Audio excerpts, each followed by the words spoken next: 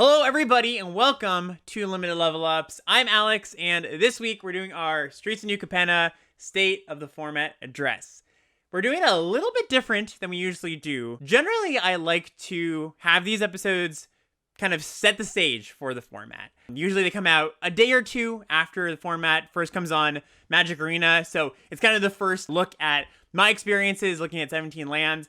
But since we are a bit later in the format, we're, a week and a half out at this point, and also Limited Resources and Lords Limited, I have to shout them out because I think they did a fabulous job this time around. Not to say they always don't do a good job, but they really covered a lot of the bases, the initial bases that I usually cover on these State of the Format Address episodes. So I want to dive one level deeper here. It's not going to be the overview, right? That was kind of last week, and like I said, the intermediates I think have kind of been covered. So we're gonna go a little bit deeper, still cover some of those baselines, right? I still want to talk about the big picture format stuff as a whole, especially because even you hear it from Limited Resources, you hear it from Ben and Ethan.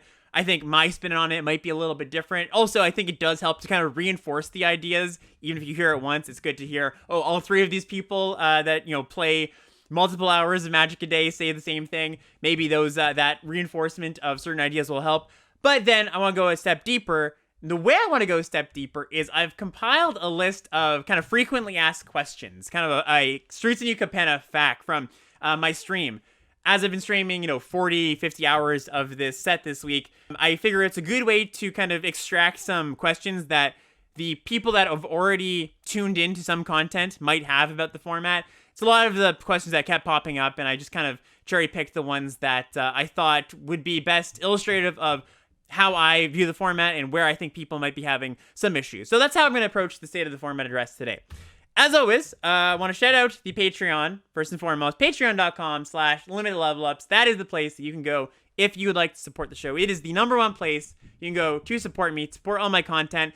If you like the stream, if you like the podcast, if you feel like you've won a few more games of Magic, check it out. There's a lot of good reward tiers over there, ranging from coaching to draft log reviews to Discord benefits to access to the weekly Quarto classes I hold. Bunch of stuff over there to give back to you if you choose to support me on the podcast and for all my content. Really do appreciate it. Really appreciate everybody who supports each week.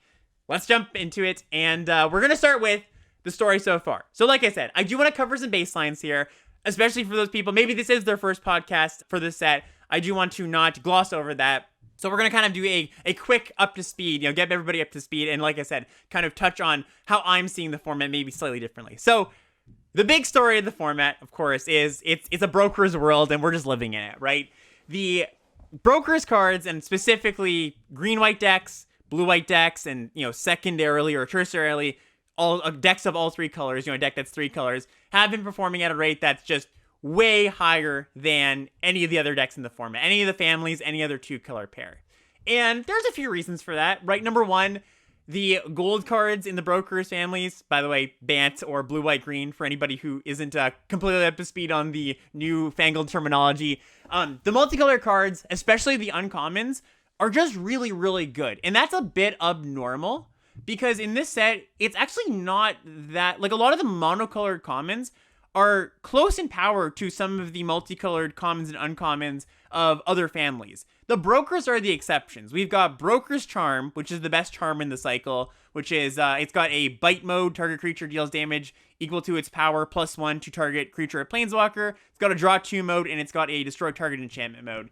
Lagrella the Magpie, which I'm not going to read this one full out because it's way too confusing. Even to read it, it's confusing, and to hear it, it's probably going to be more confusing. But it's a 3-mana 2/3, green, white, blue. It ETBs. You exile something of your opponent's. You can exile something of yours, and then when Lagrella leaves, the things come back, but yours come back with 2 counters on them. And then the set's best performing uncommon, Disciplined Duelist. So this is green, white, blue for 2/1, double strike, enters with the shield counter. These 3 uncommons drive a lot of why this color pair is doing well. Not just that, though. If you move to the common level, you've also got the gold commons outperforming all the other gold commons. Civil Servant, the 1 and a green, 2/3. When it attacks, you can tap a citizen to give it +1 in lifelink. And Celestial Regulator, 1 blue, white for a 2/3 flyer. When it ETBs, you can tap a creature, and if you control a creature with a counter, that thing doesn't untap. And then you move down to the monocolor cards, and you've still got really, really good cards. Inspiring Overseer, 2/1 flyer, draw a card, gain a life. Drill Thief, 3/3, Vigilance, Trample, ETBs, make a treasure token.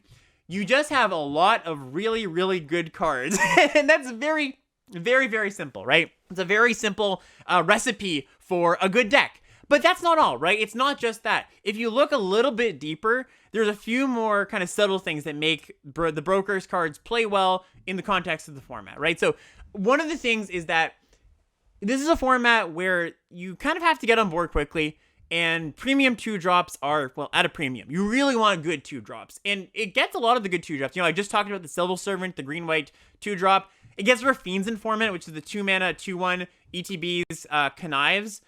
And that card is not quite Inspiring Overseer, but it's closer than you might think on first glance. The fact that it's a mana cheaper, it just the looting, the being a 3-power attacker is nice. It trades up, it attacks for a lot. That, in tandem with all the other Connive cards, really gives Brokers just a bunch of consistency, right?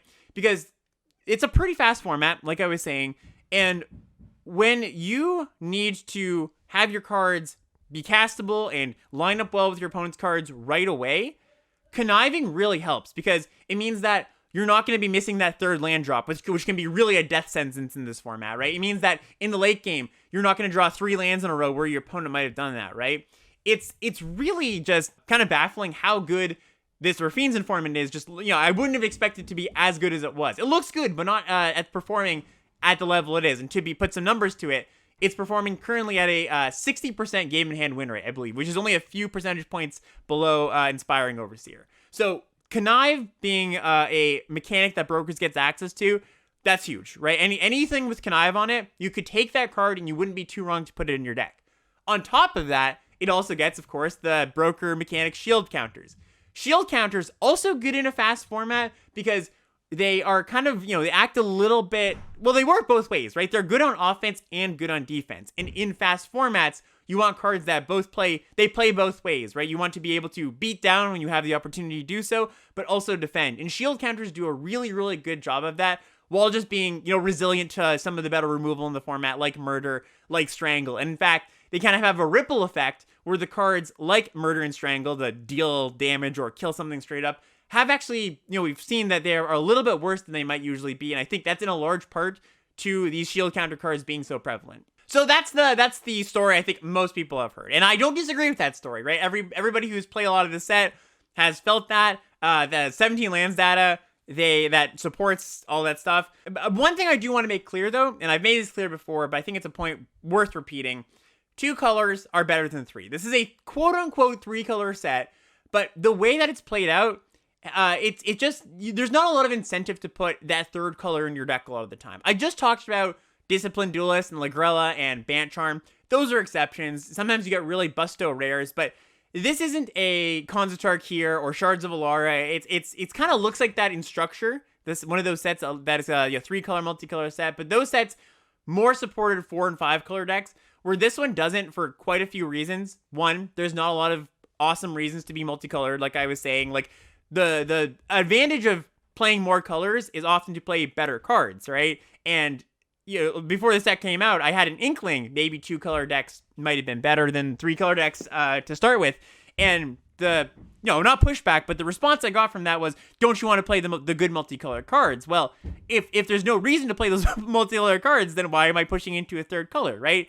So that's if you look at the Riveteers, Cabaretti, most of their 3-color cards just aren't that good. And of course, on top of that, what pushes to 2 colors is that, like I was saying before, it is a really fast format. You're under pressure really quickly, so that limits the number of tap lands you can play in your deck comfortably. That limits the amount of time you can have to set up your mana. You know, there's the cycle of family fixers, the ones you exile from your hand to make one of your lands tap for mana of whatever color the family is. There's a world I see where this set's a little bit slower, and both people kind of come to this, you know, agreement that, yeah, we just take turn 2 up, set up our mana with the fixers or the lands, and then we play the game. That's just not the world we live in, because the 2-drops in this set are pretty good and better than I had anticipated looking at the set. I think last week I even said, oh, the 2-drops aren't all that impressive, but even the kind of like not so great looking 2-drops have been more impressive. And then the really, really good ones, like the Raffines Informants and the Civil Servants, are just some of the best commons in the set. So you're under a lot of pressure to be clean with your mana, get on board quickly. And it actually bears out in the data as well. So we've actually seen Sirkovitz did a episode yesterday, a friendly neighborhood data scientist Sirkovitz, right?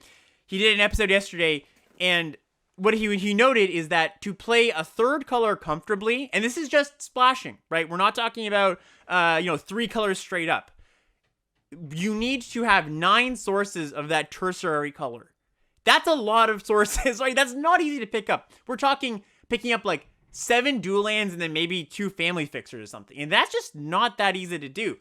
One of the differences, I was just mentioning Khans of Tarkir and Shards of Alara. One of the differences between those sets and this one, and why it's felt a bit different, is because there's been, power creep, if you want to put it that way, in how good the cheap cards are. And they just attack for more now, right? The 2-drops and the 3-drops just attack for more. Your Civil Servants attack for 3. Your Jewel Thieves attack for 3 on turn 3. On turn 4, sorry. There's just a lot more pressure using modern 2020 common design on how your games play out, so you just don't have that time to set up. So what that leads to is you just want to, not draft in a way that leads you down a third color path. Like, sometimes you have to. Sometimes the cards just aren't there. But I'm ideally, and I think, this has been echoed by LSV and Marshall and Ben and Ethan, ideally looking to be 2 colors and then splashing a third color if I need to, or for some really powerful cards. Let's take a look at some stats. So, chat member, who's in chat right now, and Discord member, Limited Level Ups Discord member, Zachary N. Really, really want to give a big thank you. Zachary put together a lot of graphs using 17 lands data here. And, for those audio listeners, you're not going to be able to see these, but they are going to be, I'll put them in the show notes. I'll put them in the Limited Level Ups Discord. It's putting together, it's a bunch of graphs putting out win rates of archetypes, play rates of archetypes, so how often people are playing them, rolling averages of cards, how much they're winning, where people are taking them. Really, really a lot of well-presented data, especially if you're somebody who maybe gets a little bit overwhelmed by 17 lands and looking at all those charts, just like, charts on charts on charts on charts. I think Zachary's laid it up really nicely here. So I'm just going to talk about them a little bit and just, put some weight behind what I'm saying here. So number one, this first chart we have here is archetype play rate. And I should, spell it out again here just for those listening.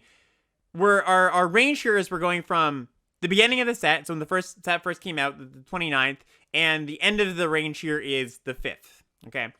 And what the graph is clearly showing for archetype play rates is red-black was the most played deck on day 1 by a lot. It was just like, it's just got like, a really high percentage of the metagame for 17 lands players, and it goes straight down as we get to today, which is May 5th. And then brokers started really low, about 20% of the metagame. It's going way up to 30%. Okay, so that's where, the story here is a lot of Rakdos being played, and it, shot down as people figured out Bant was good, and then a lot of Bant not being played up to Bant being good. Then we have the other decks kind of in there somewhere, right? And just like at the bottom, below them by a fair amount. Cabaretti and Riveteers and, whatever. Oh, sorry, I actually misspoke here. It's not Bant and red-black. It's actually blue-white, as is the one that's shooting up here. We're looking at 2 colors decks on this one. And then looking at archetype win rates, we see the story of, we're looking at the 2 color decks here, and we're seeing that blue-white is, winning at pretty much the same rate. It was winning a lot starting off in the format, and then, it's dipped down as people have kind of understood that this is a good deck. Same with green-white, starting high, going a little bit lower. Black-red is kind of, in the middle. Not, it started at about 58, going down a little bit too. So we were seeing dips in archetypes across the board, but that's just because, good players are figuring out what decks are good and they're drafting them accordingly, right?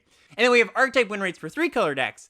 As the Bant decks have been drafted higher and higher, the win rates are going down, which is to be expected, right? And that's a good thing. That's a good thing for format health. One of the things that I've heard a lot of community members be worried about is, are we just going to live in this Bant world forever, where you can't draft any other deck, and I'm never going to be able to draft a sweet Rakdos deck or, a sweet Cavalretti deck?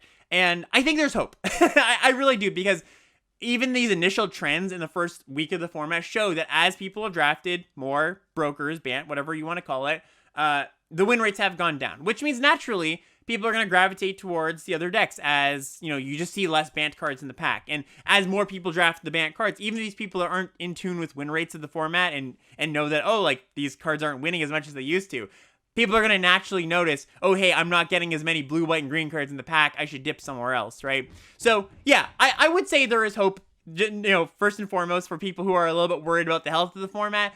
Don't worry about that.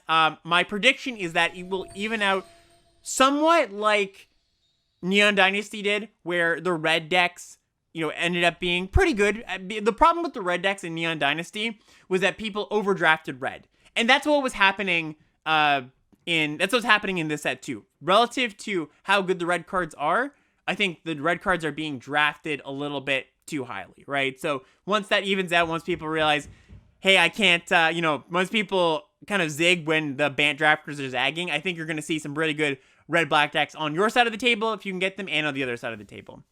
All right, another big picture thought here is the format is very fast. It's not a, just like I was just saying, it's not a format where you can just take the turn off, take turn 2 and turn 3 off, play some tap lands.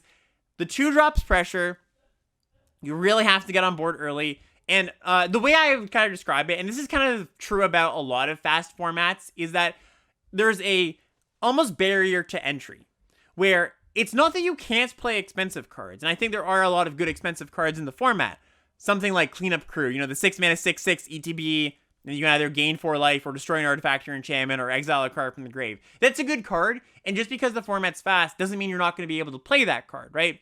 But just like I was talking about this hypothetical agreement where both players come to the table with, playing tap lands each turn and going, now we start the game on turn 3. The real agreement that has happened in the format that you're expected to know, the unwritten rules, is I'm going to play a 2-drop, you're going to play a 2-drop, I'm going to play a 3-drop, you're going to play a 3-drop. And you just have to do that in many, many games, or else you fall too far behind, right? If you don't do that, your opponent's going to play those good 2s and the good 3s, and it's just going to be a bad time for you, right? So one of the things to think about is that if you are coming to the table with a lot of 2s and a lot of 3s, and you're expecting your opponents to do the same thing, expensive cards actually get kind of paradoxically better in some spots. Because if I played some 2s and you played some 3s, maybe we trade off, maybe we're not attacking, either one. And then at that point of the game, expensive cards actually do have a large impact of the game, right? Because if everybody's having, let's say 15 2 and 3 drops in their deck, then the person that plays the Cleanup Crew, or the person that plays, even maybe one of the Family Fixers, the 3-color common cards, they're actually going to pull ahead in that game. So fast formats I often think about as, again, there's a barrier to entry. You have to come knowing that entry fee of play a bunch of 2s and 3s in your decks. That doesn't mean that you can't play those expensive cards. But it is very important to know that the format is pretty quick. And in fact, to put some numbers to it, I think it is the fastest, or the 4th fastest format since 17 Lands has been tracking formats, which is like 2 years or something. Next big picture point I want to talk about is tricks are for winners. So with fast formats, often we see that tricks overperform. Stuff like Revelation of Power, which is the +2/+2, and the creature gains lifelink and flying if it had a counter. For the Family, which is the green mana, +2, green instant. Creature gets +2/+2 and +4/+4 if you have 4 creatures or more. These cards are performing much better than the average trick might in a given format. Now, mind you, I think these tricks are just, as Magic cards, better tricks than we have seen in a lot of formats. +4/+4 for 1 mana is nice. Lifelink and flying that you get, pretty, not rarely, I would say. I think lifelink and flying on a counter creature happens pretty often. That's a really good trick. But when formats are fast, and especially when a removal isn't so prevalent or instant speed heavy like it is in this format, it's not instant speed heavy in this format, a lot of it's sorcery speed, tricks get better because they are really good tools to allow you to leverage tempo. But in both ways as well, right? If you're pressing your advantage, For the Family on turn 3 or turn 4 allows you to kill your opponent's 3-drop, win a combat, and then play another 3-drop, right? Or inversely, if you've fallen a little bit behind, you can go, okay, I'm being attacked by their 3/3. I block with my 2/3, and then for 1 mana, I For the Family and that's a big tempo swing because I just traded their 3-mana creature for my 1-mana card. You don't want to use your trick on blocks, I will say often, because that's often a recipe for getting blown out. But if you have to, you have to do it, right? You kind of have to do what you have to do. So we're seeing these tricks, the ones I mentioned, Revelation of Power for the family, be actively good cards. I'm talking better than a lot of the removal spells in their colors, and better than a lot of just the creatures in their colors. So if you're playing these colors, green and white, I would prioritize a copy or two of these cards. Revelation of Power in particular, I've been really impressed with. Just the lifelink really swings the game. So I'm actually going to talk about these cards a little bit later, these tricks, but that's my piece on them right now. And then we have these kind of, I guess, card advantage tricks as well that are outperforming even those last cards that we looked. Majestic Metamorph, right? 3 mana, instant, until end of turn, target artifact or creature becomes plus a 4/4 angel and gains flying, draw a card, kind of the suit up variant.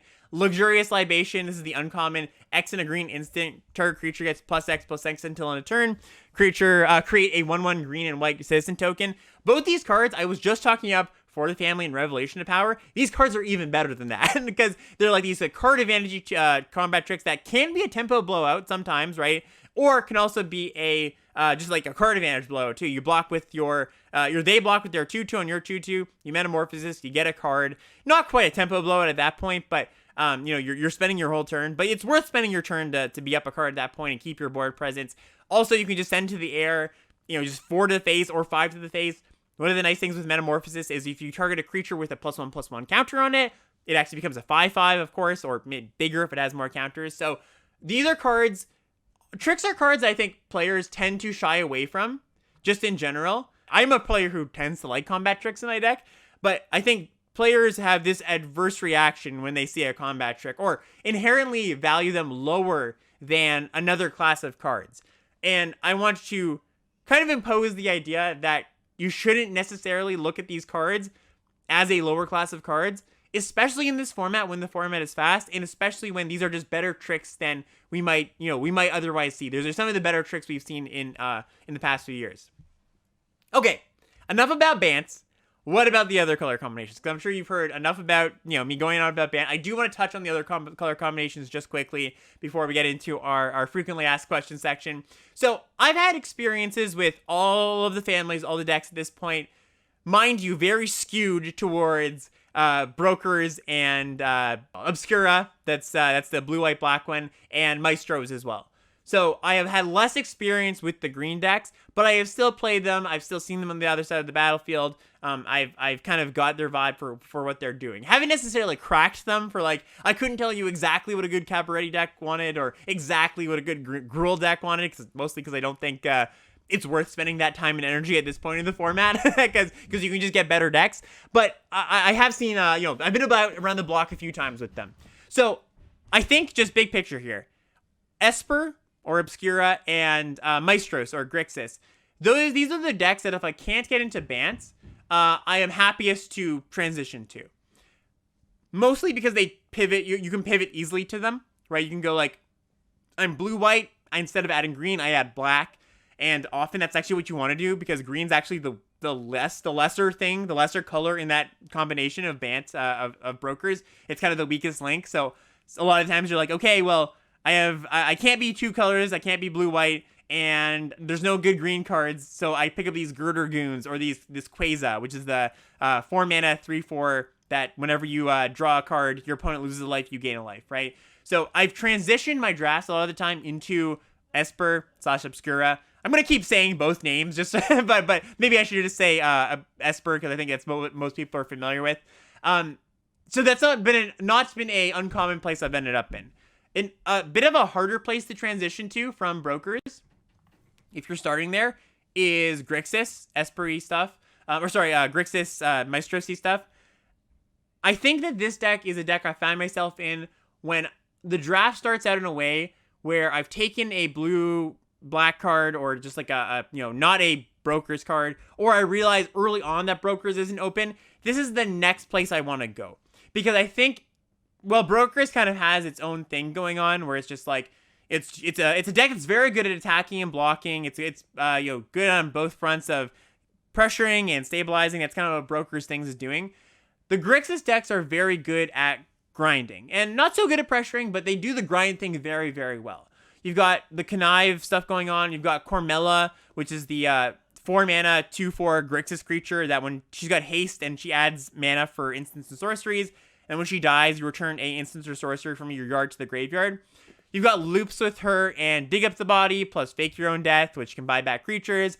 Also, just like, the attrition-y buy stuff back with the Dig Up the Body and Connive, that kind of stuff. It's very much a different space than the Broker's deck, but it's a space I've been happy with, especially because these decks can go a little bit over the top of a Broker deck. Like, a Broker deck is often going a little bit smaller than these kind of decks, so you can kind of really go over the top if you build your deck in the right way. So these are the next best decks, or the decks that I've been the happiest with. Past that, there's like Black-Red Sacrifice, and I'd say Black-Red Sacrifice because I don't think green really adds anything to that. Like, I would be surprised if there's a way to build Riveteers that makes sense at all, really. Because green doesn't add anything to Black-Red. Black-Red with Body Droppers, which is the 2 mana Black-Red 2/2. Whenever you sack a creature, you put a counter on it. You can play Black-Red to sack a creature. Body Dropper gains menace. That's a really, really good start. Really good 2-drop in the Black-Red deck. The green cards just don't do much to this like Black-Red Blitz plan. Like, yes, they have some Blitz cards, but the black and red cards are just better. And going back to what I was saying before, adding a third color to your deck is truly a cost, and there's no card I could think of outside of maybe some rare that's not coming to mind right now that I think it is worth adding to your deck. So I'm really looking at Black-Red as just Black-Red.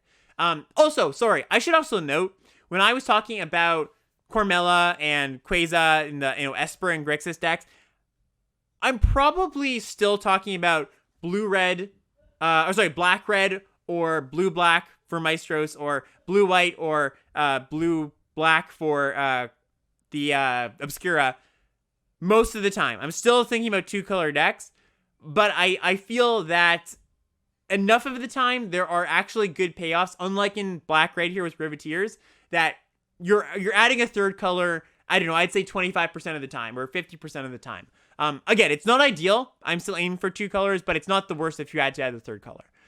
So yeah, the Black-Red decks, I had a lot of success with Black-Red early on, actually, in the first day or two of the format.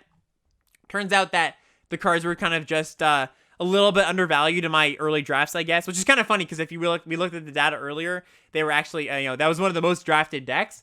But I've had good success just going Body Dropper into Blitz Creature into Blitz Creature. That has been pretty good for me. And then the next tier down, where it's like you've got Gruul and, Cabaretti or Naya, I think that mostly you're going to get into these Cabaretti decks by starting green-white and then adding red to them. Unlike Riveteers, there are actual actual red cards I want to add to my green-white deck. Unlike, for Riveteers, there's no green cards I want to add to my Black-Red deck. They are few and far in between, but they are pretty good. And I'm just going to list a short list here of Jetmir, Nexus of Revels, which is the Naya demon, just like, Mythic Demon 5/4, overruns your team. Very, very good card. Fleetfoot Dancer. These are rares, right? I'm mentioning rares, and it really puts forth the idea that I don't think you're going to end up here often, but you do sometimes. Fleetfoot Dancer, 1 red, white, green for a 4/4 trample, lifelink, haste. That's obviously a good card. And then Cabaretti Charm. I've actually been pretty impressed with this card. So this is the charm that deals damage equal to the number of creatures you control to target creature or planeswalker, or gives your team +1/+1 in trample, or creates 2 1/1 green and white citizen tokens. It's just really easy to find lethal with this card, like with the mini overrun. And it also is one of the few cards that if you do have good alliance triggers in your deck, there's not a ton of good alliance cards. Most of them are pretty negligible. But if you do have good alliance cards in your deck, the 2 instant speed creatures can be pretty good. We did the team draft last night against Team LR, and I was watching Ben. Ben drafted a Cabaretti deck with Jetmir in it, and he had a few copies of Cabaretti Charm, and they were awesome. Really, really good in his deck, especially because he had the 4/4 that whenever a creature enters the battlefield, you give something +1/+1 in trample. Triggering that at instant speed was really, really nice. So I don't think this is a place to end up often, but again, when we are moving away from you can always get Bant decks, because I think people are gonna start catching on. I think it's a place I'm looking for more often. You're going to have to know what these decks look like more often, I would say, or else, you're going to end up train wrecking if you're just trying to avoid these decks. And then I'll also say, I think it's really good to think outside the box. So I have a few decks here. I'm not going to go in depth describing them, but I've had black-white decks a lot of the time where that's not typical. Often the advice you might give somebody drafting the set for the first time is you want to be in an allied color pair, blue-white or green-white or something like that. But I've been just in a seat where I got past a lot of Girder Goons and a lot of Inspiring Overseers, and I didn't get past, blue cards to have a blue-white deck or a blue-white base. I didn't get past those same blue cards to have a blue-black base, right? So just because the set is set up in a way that makes it difficult for you to have a black-white base, because there's not as many lands for you to set up that mana base, doesn't mean it can't happen. And I've actually had, I think, 2 black-white trophies already. Black-white sometimes splashing like a card or 2. Of note, I think black-white might be the best enemy color pair. This isn't, I don't have any, hard reasoning here. This is just my feelings that the white commons are really good, and they also play very well with the black commons. White is the best color, and we've just got, the Raffine's Informants and the Inspiring Overseers, all those good cards, of course. But all these creatures with Enter the Battlefield effects play pretty well with Fake Your Own Death, which is a pretty big player here. Fake Your Own Death being 1 in a black instant that target creature gets +2/+0 until end of turn, and then when it dies, you make a treasure and it comes back to the battlefield tapped. So you've got a high density of Enter the Battlefield effects in black-white, meaning that you can leverage that card really, really well. And also it plays, of course, this is not a synergy exclusive to black-white, but Fake Your Own Death is a real wombo combo with Girder Goons, going on turn 6, 4 mana, blitz the Girder Goons, you use Fake Your Own Death, you get it for 6, it dies, it comes back, you get a 2/2, you get your Girder Goons, it's just really nice. So just, again, I think it's very easy to get locked into, especially if you're on your first few drafts of the format, and I don't recommend going super outside the box in every draft, right? I'm not saying this is going to be typical. I'm just saying if the draft is moving you towards a certain place, right? If it's moving you towards black-white, you're seeing good black and white cards. Don't say to yourself, hey, I can't be black-white based because the set doesn't allow that. It does to some extent, especially because if you're just those 2 colors and you're not splashing, your mana situation isn't going to be that much of an issue. It's just like any other set, right? Where you have black and white cards in your 2-color deck. So just before we get into our next section here, I do want to give my top 3 tips for winning. I've been saying this on stream, and I've been saying this just in my coaching sessions and stuff like that. My top 3 tips for winning that we've already touched on mostly: lower your curve. Lower your curve, lower your curve, lower your curve. That's not the 3 tips, but that would be, I could say that could be my 3 tips, and I'd be pretty happy with that. But that's the first tip. Make sure you have the 2s. Make sure you have the 3s. A lot of times when I was losing early in the format was just because I didn't have enough 2-drops. I was going in with the assumption that it was a slower format. It was, like I was saying, that agreement between the players. It's not really like that. You got to make sure you have 5, 6, 7 2s just to put some numbers to it. That's where I'm happy. Play fewer colors. I touched on that, but I really, really want you to take that to heart. If I'm repeating this and I sound like a broken record, I apologize, but if it makes people who are listening to this podcast play fewer colors, then I've done my job. I think it's a huge, huge cost. Even when you have fixing, even when you have the 5 lands, the 6 lands, like I was saying, Circuits threw out that 9 land or that 9 source number to be really comfortable. You're gonna have games, and I've had a lot of games where I go, okay, I'm only splashing 3 cards maybe, but you know what? My opening hand is awkward because I've got 3 colors of mana. And maybe I even have a double white card in my deck or a double black card. Those do exist. And, I couldn't play my cards in a timely fashion. It's not just, you don't just have to worry about, hey, I'm able to cast all my cards at some point in the game. You also have to worry about, especially when games don't go that long, I need to cast my cards right now and at the right time. You don't want to be stuck with cards in your hand that you can't cast. So it's just going to do you a lot of kind of hidden good, right? You kind of don't see it a lot of the time when you're only playing 2 colors or when you aren't playing 3 colors. You kind of can go, oh, okay, I lost because my opponent ran me over. Well, maybe your opponent wouldn't have run you over if you could double spell on turn 4, right? And your mana situation didn't allow that. And then my last point, this was kind of a point to myself, is place a heavy emphasis on gameplay. So I'm going to transition this into just some thoughts on gameplay. Just big picture here. I really had a streak where I lost like pretty badly 4 drafts in a row a few days ago. And I kind of did a bit of self-analysis, and I was like, okay, what happened here? My decks were pretty good. And I looked back in the games, and I was like, you know what? I was just playing a little bit sloppy. And this is just a general tip. This isn't maybe exactly exclusive to this format, but I will expand it to something that's a bit exclusive to this format, or a bit more telling, or a bit more pressing, relevant to the format. I think a lot of the games in this format, because they are so compressed, they pressure you to make every decision count. Because the margins are thin, you can't play the wrong land at the wrong time, you can't block with the creature you didn't want to block with, or may go like, oh, this block is really bad because this trick blows me out. Attacking with one more creature than you maybe should have, that can have giant repercussions. In fast formats, and anybody who's played Amonkhet or M21 or Ixalan, you'll know that, okay, so it can feel like often in these fast formats where that your decisions don't matter because there's only so few decisions in the game doesn't go on for a long time, maybe there's only 6 or 7 real decisions to make. And it's not so much that your decisions don't matter, it's that the decisions are compressed. And all of your decisions matter a little bit more than they would be in a game that goes 9-10 turns. If the game only goes 6 turns, then you're only going to have a few decisions, and all of them matter more, right? So I would really just think, especially the combat decisions of, should I block here? I played the team draft last night, like I was saying, against LR.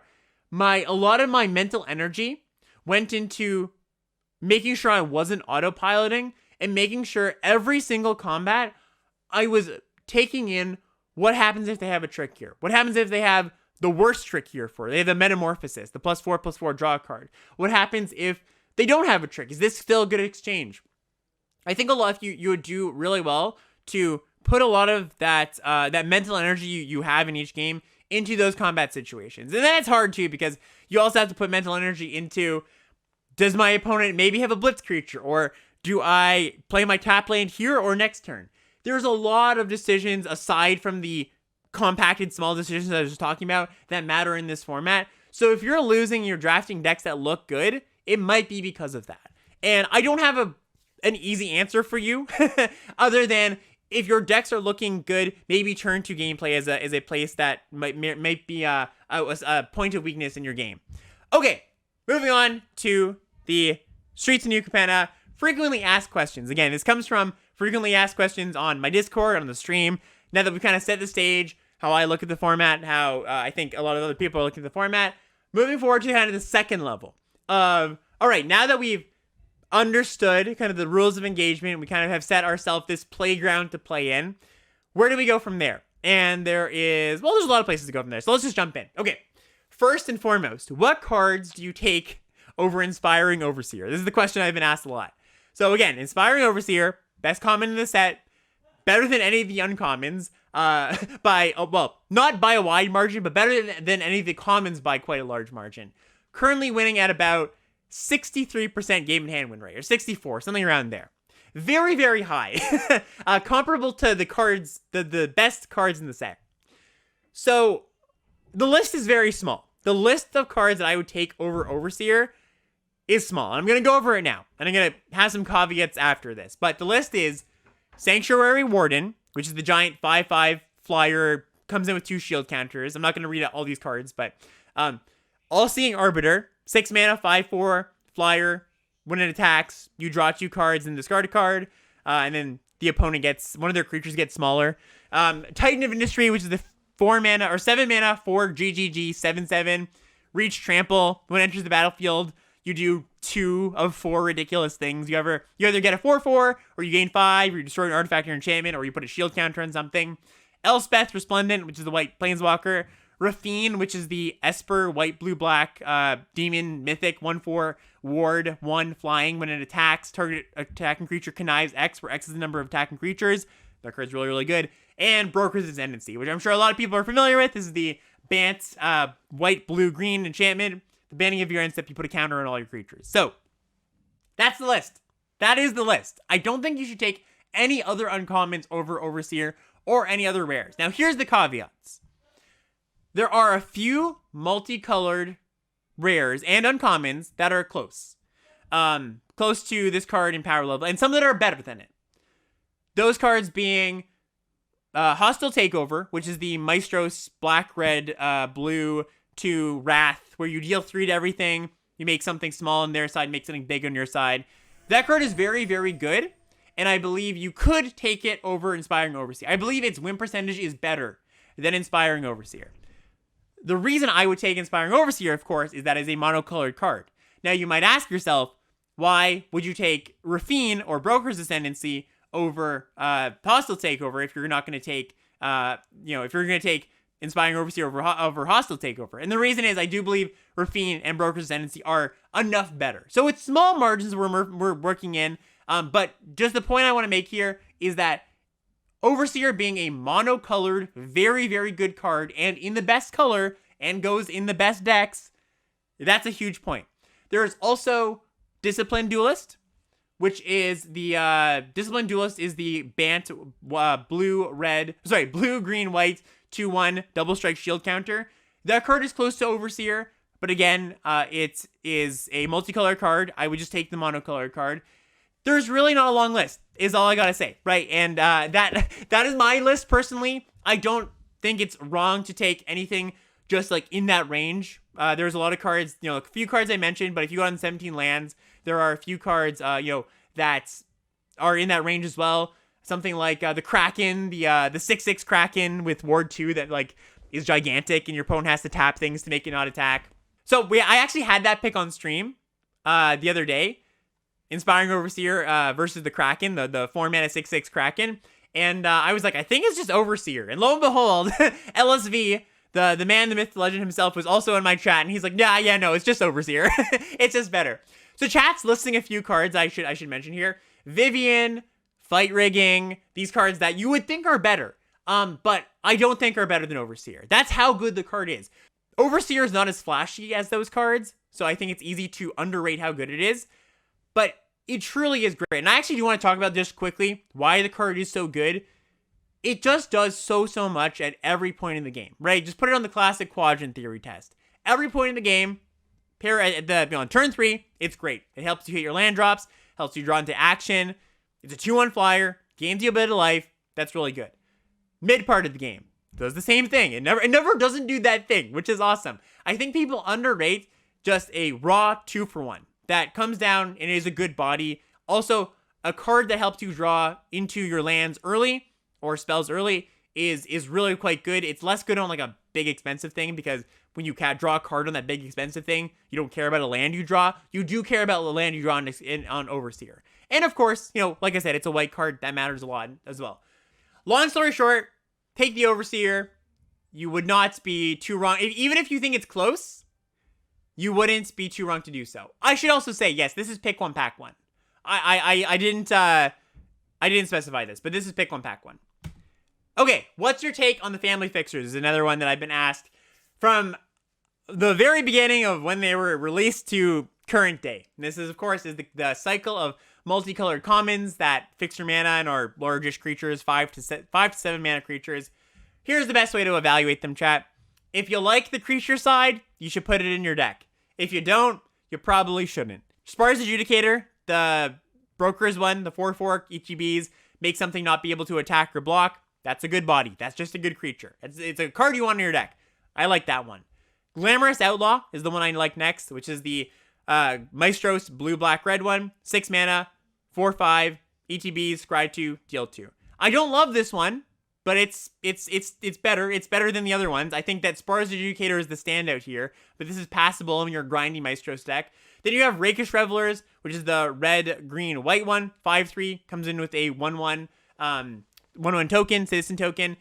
Of note, this card is performing pretty well in a white-green deck that can splash. Well, it can splash itself, right? All of these can splash itself, or splash themselves because they just fix for the land. Like in your green-white decks, you can play the Rakish Revelers, and you could just don't have to have another red source. It's a little bit clunky because it's more mana, but you could do that if you wanted to. Anyways, yeah, worth noting this card. Again, I'm going in the list here of I don't love it, but it's okay. You could play it if you really need the fixing, and maybe you have some citizen synergies. And then you go down to the last two, Mass Bandits, Shattered Seraph. Don't like these ones so much. They're expensive. Mass Bandits, like, I think the easy trap to fall into when you see these cards is your opponent plays a Mass Bandits, and it's like, oh wow, that's a big thing. It's a 5/5 Vigilance Menace creature, right? It took them a lot of time. It took them a lot of time to get that on the battlefield. On the battlefield, it's going to look good. I agree. But you can't understate how good or how much 6 mana is, especially in this format. It also doesn't stabilize you. I was talking up Cleanup Crew, the 6 mana creature, 6 mana 6/6. That card is a lot better because it does stabilize you. This 6 mana card doesn't stabilize you. It just comes down as a big dummy. Gets hit by all the removal spells, the murders. Maybe not, doesn't get hit by Strangle, but it gets hit by a lot of the interaction spells. So you go, I tap out for my 6 mana card. Your opponent casts an interaction spell. They get a really big mana advantage, and that's just not a recipe for winning a game. Shattered Seraph, the 4/4 flyer, gains 3/7 mana. Also just a little too expensive. So what it comes down to is, if you need these cards for fixing, you could put them in your deck, but they're third-rate fixers. If you want to just play these cards straight up, I like Adjudicators, I like Glamorous Outlaw, Rakish Revelers in the middle. Don't like the other ones so much. Next up, what is your take on the removal? So, I think the removal in this format is good. Good in the sense that you want some. Not necessarily good in the sense that it's all good. But because it is a format where blocking is difficult, sometimes you just need interaction spells so that you don't get run over. And what that means is I have been more into playing Hold for Ransom, which is the one in the white, the creature, enchanted creature can't attack or block. They can pay 7 to unlock their creature unless you draw a card. That card has made its way into more of my decks than I would have expected. Just because I think there's times where you're on the draw, or your opponent comes out to a really good start where they go like Civil Servant into a hard to block creature, and you just don't have any hopes of blocking in the early game, and you just need to stop their 2-drop attacking, right? You just need that to be able to play the game. So you have the privilege of getting to turn 4 and 5. So while I don't love pacifism style effects, I think that they're just a necessary evil. Hold for Ransom, being the one I'm mostly speaking to here, or just any removal spell that deals with an early creature. I am less into clunky removal spells like a Deal Gone Bad, which is 4 mana -3/-3, that doesn't deal with an early creature, or at least trades down a lot on mana. Not so into that. Not so into like the 5 mana interaction spells. But if it's cheap and it deals with a 2-drop, I'm pretty into it. And of course, Strangle, that's a good one for doing what I'm explaining here. Murder is an interesting one, where it's a good card. I won't say it's a bad card, but it's certainly the worst murder we've ever seen. It's a card that has some problems. One being that the card you often have to kill is a cheaper card than it. Like, you have to kill their 2-drop to not fall behind. I don't want to discount the fact they can kill anything, for sure, but there is a percentage of games where that's just not the relevant thing about the game state. You have to kill their 2-drop, and when you have to use a 3-mana removal spell, you do fall behind in some regard. Also, double black, that matters, especially if you are, you have to add that third color. I was talking about making sure you can double spell efficiently. This kind of impedes that. And of course, we've got shield counters, right? Shield counters are a problem with murder. You don't want to murder their dapper shield mate and then go, okay, well, I trade my 3-mana card for your shield counter. Like, that's kind of a disaster. That's another reason why Hold for Ransom is good. And maybe I'm speaking to my experience in Mythic, in High Diamond, where most of the decks I face are Brokers decks with shield counters, where Hold for Ransom kind of overperforms, and a card like Murder would underperform. But I have found that Hold for Ransom, I've had those black-white decks I was talking about, and most of the time, Hold for Ransom is the card that does more in those matchups, or in most of my matches, rather than Murder. Now, instant speed is nice, of course, but so is 2 mana. Run Out of Town is one that I want to talk about here. This is the 4 mana, 3 and a blue instant. The owner of target permanent puts it on the top or bottom of their own of their library. This is a card that I think is very underrated. I'm not sure why. This is a card that is, I think people don't like this effect in general. I think people look at this as not true removal. But it is. It gets rid of a creature. It's a 1-for-1. It doesn't get rid of it for good, but a lot of times in the games, your problem isn't getting rid of the creature for good. is just making sure it can't block or it can't attack you, right? So you're not down on cards. It's a 1-for-1 exchange. They miss their next draw step. The only time that this is worse than a removal spell, than a straight up kill a thing, is when you have to top some creature with a good enter the battlefield effect, or top a creature with, that is better than your average creature, where, this is trading just for a card in the abstract. It's replacing the card they would otherwise draw. And when all the cards are kind of just flat in power level, you don't care that it goes to the top. You just care that it is gone from the battlefield. So it's 4 mana, if that matters, but I think it's better than Murder in the format, mostly because blue is better than black, and because it does get around shield counters. 4 mana is about the limit I would want on my removal. I don't like playing the 5 mana removal spells. 4 mana is kind of the upper limit of mana I would want to spend, but it does do a lot by getting around those shield counters and being an instant. Witness Protection, the last one I want to talk about here. This is the 1 blue mana enchantment, turn something into a 1/1. I don't love this card still, but I have found it playable in a blue-white flyer deck when you don't have better interaction. So it's kind of a last resort, but again, everything I've just been talking about, you need to not fall behind. You need to stop the 2-drop that's attacking you, that you can't block. It is acceptable. I would prefer the other pieces of interaction, and it's not a good card if you're planning to attack on the ground, because giving them a 1/1 and letting them chump block is not good, or letting them, attack with it, right? It's like, it's also not great if you're just like, okay, I have to stop their 2-drop, but it's 2-drop that turns into a 1-mana or 1-power creature. Like that's still going to attack you for some amount, and then maybe, chump block at some point. It's still a real card is what I want to impose here. It's still a cost, right? It's not just like, 1-mana interaction spell. It is, you're not just getting some absurd deal. It's not Swords of Plowshare. But yeah, if you need that interaction spell, you can definitely play it. And then let's have some graphs here, some more graphs. I'm gonna post these in the show notes for people that want to look at these, get a little bit more in depth for the data people. But they do show some cool things. For example, this one here shows that Hold for Ransom is being taken quite a bit later than Murder and is performing at about the same tick. Now, of course, that is mostly because it's a white card, and white cards perform better than black cards because white is the best color, and a rising tide floats all boats, as it were. So all the white cards are going to play well with other white cards, and Murder a little bit less so, where the black cards aren't as good. But worth noting that a lot of people are like first, second, third picking Murder, and like 6th, 7th, 8th picking Hold for Ransom when they're performing at about the same tick. Next question that I get often: how many tap lands is too many? So in my 2-color decks, I'm happy with the first 2. That's totally fine. I think you want 2 tap lands or 2 lands that are dual lands that help you cast your spells, even in 2-color decks. This is a question I get asked a lot of the time, not just in this format, but in others.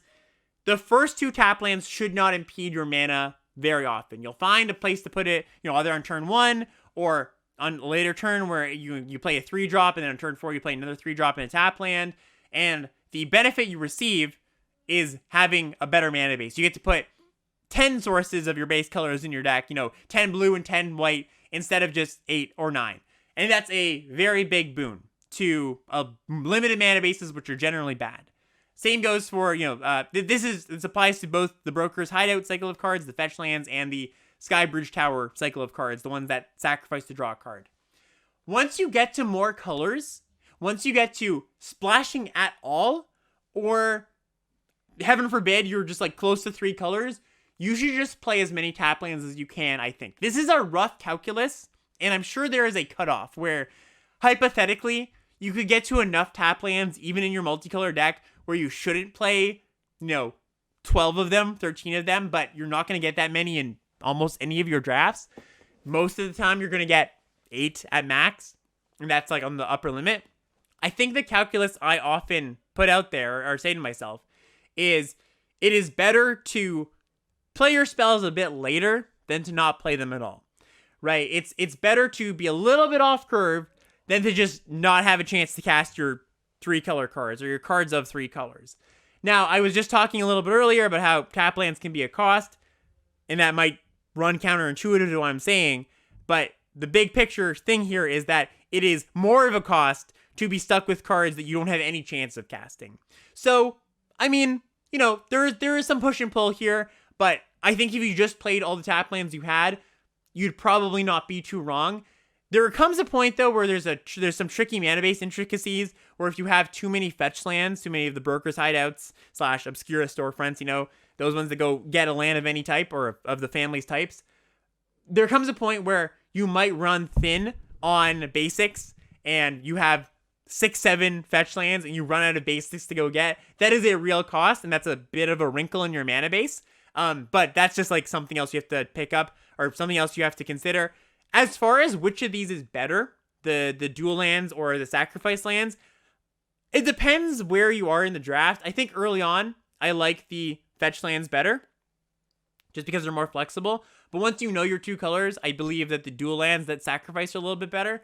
I will also say there is an exception to my 2 tap lands in my 2-color deck rule, where I will play the third if my deck is reasonably low curve, where I don't think I'm going to need land 5 or 6, and I would appreciate another land that sacrifices to draw a card, where I don't think I'm going to, like, one of the problems with these sacrifice lands, or not problems, but one of the quirks, is you often don't actually sacrifice them, because the games don't come down to that. There's some games that you flood out, and they do, and it's actually kind of nice, but often you just have stuff to do with your mana. If my deck was full of just 2 and 3 drops, I would consider playing more of them, because lands 5, 6, 7 aren't that valuable to me. So that's just another little quirk there. Is red just bad? Is a big question that people have been asking.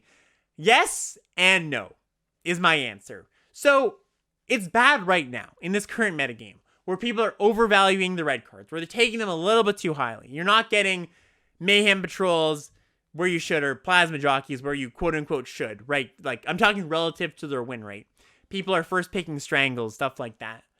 But as the format goes on, I do think that there is some time for red to shine, like I was talking about a little bit earlier. When will that happen? Maybe in a week, maybe in 3 weeks, who knows? Limited resources, saying the praise of brokers being good. That's a first step. That's a good first step where, it's getting out there to the masses. But just like in Neon Dynasty, it's the same thing where there's a dominant deck that if you could get it, great, and you could get it early, so you should just have been drafting the Saga decks as long as you could, and people were taking red cards just because, maybe, because they didn't know any better at that point. Once the word gets out, people don't take Strangles and Mayhem Patrols, and you can get them in an appropriate place. I believe that the card pool is such that you can make a good deck out of red cards, and I've had good decks out of red cards. I'm speaking from experience here. They have felt very good. I've had 7-0s even with red decks. Now, one of the cautions I have, one of the kind of hesitations, is that unlike Neon Dynasty, where there was kind of a dearth of red cards you could pick up, and you could really get down to like kind of the medium playables, like the not so great red cards, and you'd kind of be fine putting them in your deck, like the Gift of Wraths and stuff like that. I think because of the multicolor nature of the set, there's not as many monocolored red commons, so you're not going to get like mono red decks like you could in Neon Dynasty. You're going to be black red most often. And by the way, I think you should pair your red cards with your black cards, not with your green cards. I think they just play better that way. But 2, there is kind of a lot of junk still. Like Goldhound, as much as I hate to say it, is just not good. That's the 1-mana 1/1 first strike mana. It's if you have a lot of body droppers where you care about sacrificing, maybe you could put it in your deck, but it just has not been performing well. Sticky Fingers, which is one that I was kind of iffy on, it has also not performed well. It kind of does some stuff, but too much of the interaction in the format punishes it, where they hold for ransom it, or they run out of town it, or they just do something to it that doesn't actually kill the creature and you never get your card back. So, yes, again, I do think there's going to be a time, there's going to be a place, but there's also going to be some amount of luck, I guess, in each draft going into it, where you're going to have red and black be open, because, I don't think red players bear very well with the green cards. Again, very similar to Neon Dynasty. You really want to have a black-red blitz deck for your red cards to perform, but that means that you shouldn't not take red cards, right? I just want to put out the idea that not all hope is lost for the red cards. How many Throngs is too many is the next question here. I don't know. 6? 7, maybe 8. I went into the set thinking 4. 4 is the number you want, because if you get past 4, you start drawing too many in your opening hand, right? That's something you don't want. But then my opponents, I should say, have multiple times gone, play a Throng, go get 3 Throngs. I'm like, wow, that's awful for me. Like, I just can't beat that. And then they play their last Throng, and what do you know? They go get 2 Throngs. And I go, I'm out. I can't win this game. I guess what it comes down to, it's not just that gut reaction, but my thought was, well, even if they had 2 Throngs in their opening hand, I would still be in trouble here. I would still be in a really, really tough spot. So once you get to that 5 Throng, 6 Throng range, I think you should still play them and not feel too bad when you draw the second Throng in your top 10 cards or whatever. So yeah, play all the Throngs you can get. The card's awesome. Play them all and hope you don't face Nightclubber. And the last question I have here. Do you believe in the cleave, Alex? Are you a believer in the cleave? The cleave, of course, being quick draw dagger, the flash equipment that comes in, gives something +1/+1, and first strike when it comes in and equip 1. Death Sea, notable hot taker. Death Sea has been calling this one of the top commons, and Ember Cleave. It's been okay for me. It's been fine. I think maybe there's a little bit of overcorrection in looking at this card and being like, oh, it's not very good at all. And then, you get got by it a few times and you're like, oh, it's really good. My opponent got me. It's kind of like that Majestic Metamorphosis feel where it's like, ah, man, they killed my creature and they got a card out of it. They get this dagger. It's good. I don't want to talk it down too much, and especially in a deck that is attacking on the ground, where you've got, like, green-white is probably a good example. It's actually a pretty darn good trick. It's almost like the colorless, or, green-white, because I think it's where it's best, Majestic Metamorphosis, if you want to look at it like that.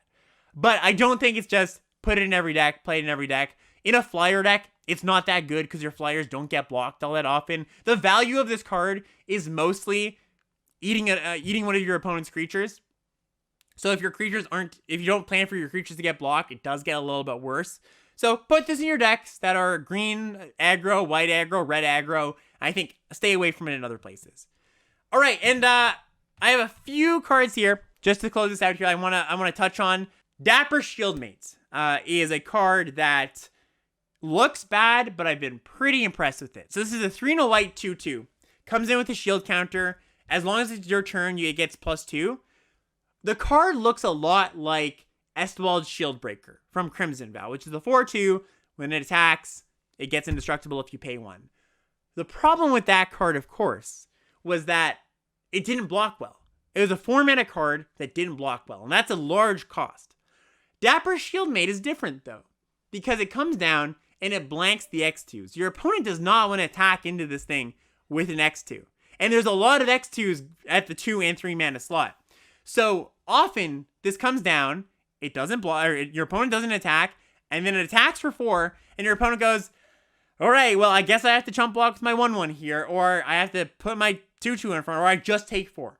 So I think a lot of people have this as, trash tier or just a bad card. I think it's a perfectly fine card. It's like a C. It's not a great card. It's a 4-drop after all, but it's a card I'm perfectly happy putting in my white decks. Totally fine. Out of the way and Run Out of Town. These are the 2 blue removal spells. I touched on these a little bit, or I touched on Run Out of Town, but I do want to touch on it again a little bit deeper. Run Out of Town. This is the one that puts a non-land permanent on top or the bottom of the deck. Your opponent gets to choose 4 mana blue instant. Again, this card is just good. You should just put this card in your deck. You should just draft it highly. I'm pointing this card out because I'm getting it last pick a lot of the time, and it's just one of the better removal spells in the set. It might even be the best common removal spell. I don't think that's crazy to say. It gets around the shield counters. It gets a creature out of the way for an attack or a block, whatever it is. It's just a good card. Out of the way. Didn't mean to make this pun. Didn't mean to make this connection here. This is the 3 mana instant bounce an on-land permanent your opponent controls, draw a card. It's 2 less if it targets a green permanent. This card is also just good. And I think these 2 cards, I kind of want to bring this to a bigger point here. These 2 style of cards, the put something on top, but also the bounce a creature, you draw a card. For whatever reason, these tend to be underrated as a whole, as a class of cards by a lot of players. And I say this based on where I see them in drafts and where I would want to take them and where I see them, their average last taken at stat on 17 lands. People don't like drafting these cards. Out of the Way is actually an exception. This one's actually being pretty good, but cards like this in the past, people don't tend to like them. I'm thinking Lunar Rejection from Crimson Vow. It wasn't a card people took very highly. I guess my big picture point here is that people often look at removal spells as, I need my removal spell to actually kill the thing. I need it to be gone for good. Because often people think of using their removal spells on bombs, on giant dragons, on cards you can't deal with in combat otherwise, right? But a lot of the time, I don't know, I'd say 80% of the time, you're using your interaction spells just to leverage a tempo advantage or to help you not fall behind. You're just using them on some creature. And if the creature you're using it on is just as good as any other creature your opponent has in your deck, it doesn't matter if you put it on top. It doesn't matter if you send it back to their hand. You're getting it off the board. You're interacting. And especially because these are not just bounce spells, they are 1-for-1s. You're not down a card. You draw a card in the case of Out of the Way, and you blank the draw step in the case of Run Out of Town. They're just good cards. And I know I don't have to, I'm probably preaching to the choir to a lot of people here that are just like, of course, Alex, these are good cards. But I know there's also a large percentage of people who don't see them that way. And I just want to put it out there that they're thumbs up plus. They're cards that you should be taking early in most formats. One little quirk, too, with the fetch lands, the Riveteer Outlook and those kind of cards that go and get lands from your deck, be careful about those when you're playing against blue decks. You often want to play your Riveteer Outlook or these fetch lands main phase 2 because your opponent could have a run out of town. And if they run out of town in response to your fetch land, it goes away for good. And it might have been a card you wanted to keep on top of your library, right? So instead, go to combat, see if they remove it in combat, because if there's a good creature, they'll likely remove it in combat. And then you can decide if you want to play your land or not. So be very careful about that. It's a small thing, but it has been something that's come up, and I've really gotten my opponents in a lot of games. Majestic Metamorphosis. I talked about this a little bit before, but I really want to hammer home just how good it is. So this is the 3 mana instant. Think it, artifact or creature becomes a 4/4. Against flying, you draw a card. I hesitate to call it premium, but it's performing at the level of a premium card. And when I say premium, I'm talking like, B level, B plus level. I believe this card is actually better in this format than Suit Up was in its format. It's got a few things going for it. One, it plays well with +1/+1 counters, and there wasn't that many +1/+1 counters in Neon Dynasty, where, again, you can become a 5/5. Like, if you just look at line up the numbers where it's like, oh, you got a 4/4 flyer versus a 4/5, which one is better? Well, it's kind of close. There's some situations the 4/5 is better, some situations the 4/4 flyer is better, but when a percentage of the time, I don't know, I'd say half of the time, you can just make your creature a 5/5 flyer, it's definitely better. It definitely wins out, right? And I'm not trying to compare apples to oranges here, right? It's different formats, but I've just been really, really impressed turning your treasure into a flyer, right? I got LSV real good last night, if I do say so myself, ambushing one of his creatures with a treasure token when I was all my creatures were tapped. I don't think he saw that coming. Flustered him even a little bit. Also, the incentive to block in this format, there was ninjas in the past format, right? Where your opponent went, I gotta block their virus beetle. I can't let them get in with their virus beetle, so I have to block on turn 2. And you get them with the Suit Up. Well, there's not an explicit reason your opponent has to block in this format, but the reason is it's a fast format and creatures deal damage really freaking fast, and I have to block their 2-drop, so often your opponent's just forced into a block. Add that on top of there's a lot of combo kills you can have. There's the Virtuoso, which is the 2-drop uncommon double striker that when you target it connives. That deals so much damage out of nowhere. It's also just fine as that, like we've seen with Suit Up. It's just, for this kind of a card, it's just good as you cast it, you kill their creature, you get a nice early 2-for-1. So it's a card I'm just happy with. I've played 3 or 4 copies in some of my decks, in my blue-white decks. It's also just a good finisher, right? In a way that Suit Up wasn't, where put it on a ground creature, on your stupid little 1/1. You bashed him for 4. I've had lethal out of nowhere. When I go, turn 6, Metamorphosis, you're dead. And my opponent just wasn't expecting it. Yeah, great card. Great card. Play him as many copies as you can get. Well, there's a limit. You probably want to play like 5, but it's a good card. I will play multiples. Touching on the combat tricks, just quickly here, as we close out, last thing. Revelation of Power, again, for the family. Again, these cards I mentioned before, but I really want to highlight just how good they are. Just like I was just talking about with Metamorphosis, these cards are performing in the close to 60% game and hand win rate level. That's about where the top commons in the format are performing. Tempo matters, and these cards are tempo masters, right? They're cheap. In the case of Revelation of Power, they gain you life. And, of course, like I was saying, the lifelink, Incidental Lifelink is really, really good, or Incidental Life Gain in general. Really, really good when you're being pressured. One I want to call out as well, slip out the back, is blue mana. Instant. Uncommon. Put a +1/+1 counter on target creature, it phases out. This is a card that has really overperformed for me in blue-white in particular, when you have a bunch of flyers. Just often the play pattern in blue-white tends to be, I play my flyers early, I get in, and your opponent must respond. Having this cheap interactive spell that can go 1 mana, save it, save my 3-power flyer, you spent your turn, is a really, really big tempo blowout for your opponent. And there's also synergies, right? Putting a counter on your flyer, that matters for certain cards. It also protects your creatures in ways that Boon of Safety, which is the white instant that protects your creatures, puts a shield counter on it, doesn't, right? There's a lot of cards that slip out the back will prevent your creature from, getting gotten by, that Boon of Safety doesn't. And I'm talking the Hold for Ransom, Run Out of Town, all of the blue-whites, the blue-white removal, the blue-white interaction, a bounce spell, Nightclubber, what have you. So this isn't a great card if you don't expect your opponent to need to react first, and that means you're like a ground attacking deck where they can just block. But if they need to cast a removal spell to deal with your creatures, your evasive creatures, slip out the back's really good.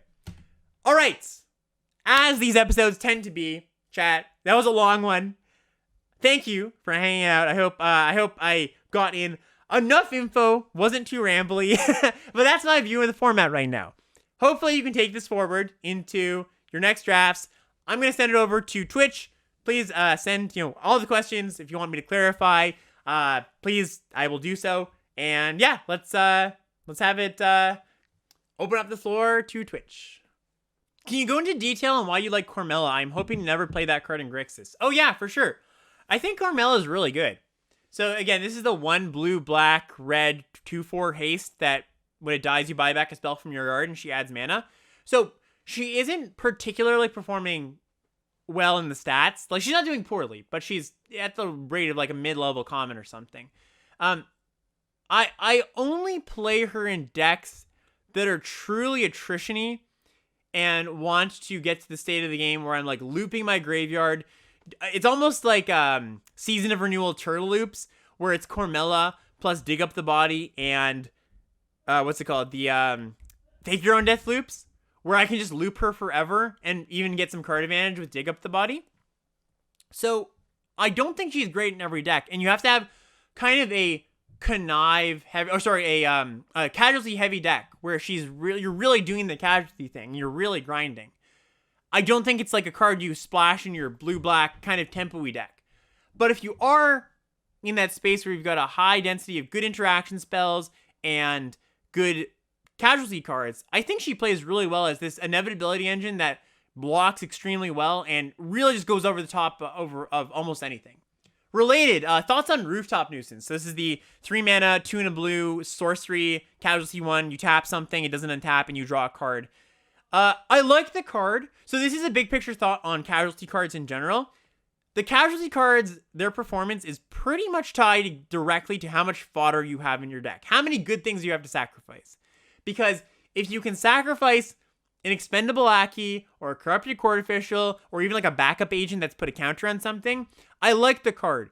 If all of your cards are worth a card, it gets quite a bit worse. And the more cards you have that are just the value of them are, their bodies, them being a 3/3 or a flyer, the less I like the card, because if you can casualty, this is true for most of the casualty cards.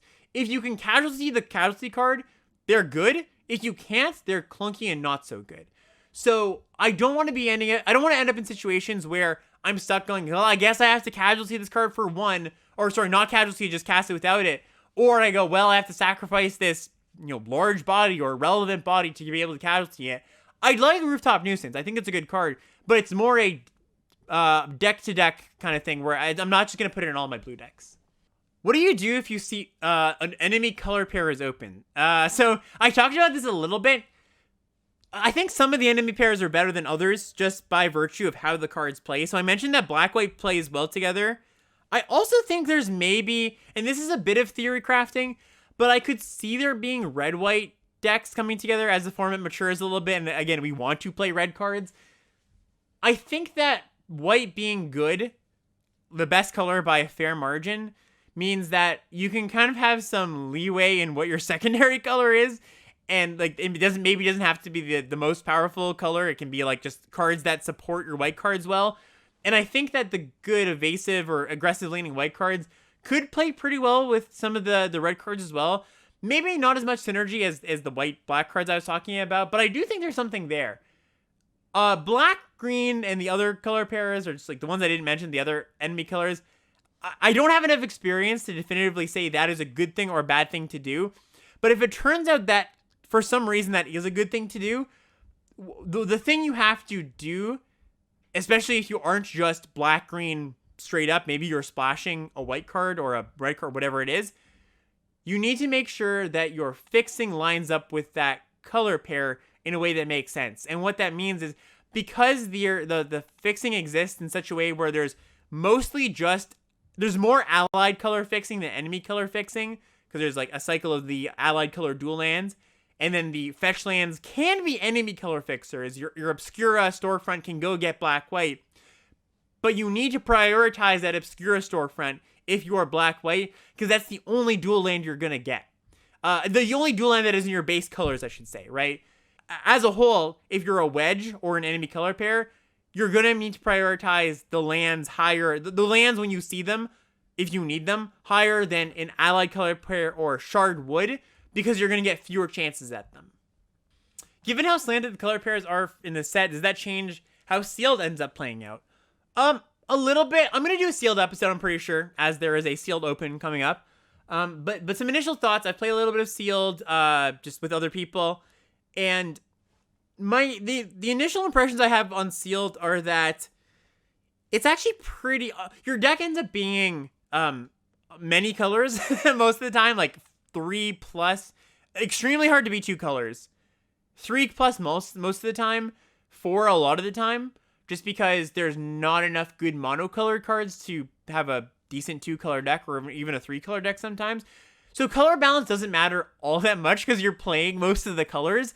And sealed, big picture, broadly, matters more about what you're opening than the metagame of sealed in general. Like, it's going to be pool to pool dependent. That's a question I'll answer probably a bit more in depth as we go on. As I said, I'll probably be covering it. But as an initial thought, the colors being skewed in draft have a lesser effect than they would in sealed, because it's not like you're not playing all from the same pool. You're playing with whatever you got, right? Why is the Naya Ascendancy so bad? Is the tempo loss too heavy? Yeah, that's a great question. So this is the Cabaretti Ascendancy. For people who don't know, it's 3 mana. At the beginning of your upkeep, you look at the top card of your library. If it's a creature, you put it in your hand. If it's not, you can put it on the bottom of your library. A lot of reasons. One, it's going to be a card that is naturally dragged down because the decks that go in are not very good. Like green-red splashing or just Naya straight up, Cabaretti straight up. So that's one big knock against it. 2, the decks that are in that space don't want to play a 3-mana enchantment that draws cards. Just like your aggro deck doesn't want to play a divination, the way that those kind of decks win, and it's not that easy that they win, but I believe the path to victory for those decks is to attack, and you're just not looking to play that kind of game, right? It's a powerful-ish card, and I could see in a different color combination maybe, but even still, it's a pretty slow card, right? So you combo the fact that it's in a bad color combination, and there's an effect that deck doesn't want very much, but also is probably just like too slow for the format, just like slow card advantage. Similarly, wiretapping, which is the 5-mana blue hideaway card, that card is underperformed. Well, I say underperformed, but I don't know where your baseline might be. Maybe you thought that card wasn't going to be good in the first place. I think myself and a lot of people kind of had it there, but I think a lot of people went in and were like, oh, it's like Personal Howling Mine, isn't that card good? 5 mana Personal Howling Mine tends to need a lot of things to go right to be a good card. In modern day limited, things are just a bit more about being on the board, a bit more tempo oriented. I've had that kind of card be good in a deck where I had a lot of cheap interaction to leverage it. I think Cabaretti has tendency to leverage that kind of card, or any card draw spell. You want a lot of cheap interaction so you can, like, after you cast all your removal spells, actually accrue card advantage and win the game. It's a lot harder to do that in those color combinations and in that style of deck. With Make Disappear performing well, should you try to play around Make Disappear? When the blue opponent has 2 mana up, I'm not used to playing around counter spells and limited. So Make Disappear, which is surprisingly not a card I even talked about, which is a little bit shocking because it's one of the standout cards that has been surprising in the format for a lot of people. I mean, me too. It was surprising for me how well it's performing. So this is the 1 and a blue counter spell. It counters a spell unless they pay 2, and then Casualty 1 counters unless they play 4. So when you're playing around counter spells, there's a lot of factors. And without going too deep here, just off the top of my head, on turn 2, if you think your opponent might have it, and I don't know what would give it away that they have it other than they passed and they didn't play anything, you should probably just play into it unless the card you're going to play is very, very good. Like you're a premium 2-drop, then maybe you could consider not playing into it. But early in the game, just make them use their mana. I mean, you could like ostensibly say you're punishing them by not playing it, but if they don't have it, you're just not playing your 2-drop, and that's just bad. So enough of the time, it's just bad to not play your 2-drop, and because there's sometimes they just don't have the card, and you just get super punished if they don't have that card in their hand. You're just putting it in their hand. Later in the game, you kind of get a sense of them having it more often. You kind of go, oh, they've left up 2 mana a few turns in a row. At that point, it gets tricky. Like, should you play around it? It being the way the question was phrased, I don't know, given your game state. Like, can you afford to play around it is probably the question you want to ask yourself. Like, you have to say, can I beat this in this position? If you have 3 mana play, like, say you're on 5 mana, and they have Make Disappear up, and you could slam a 5-drop.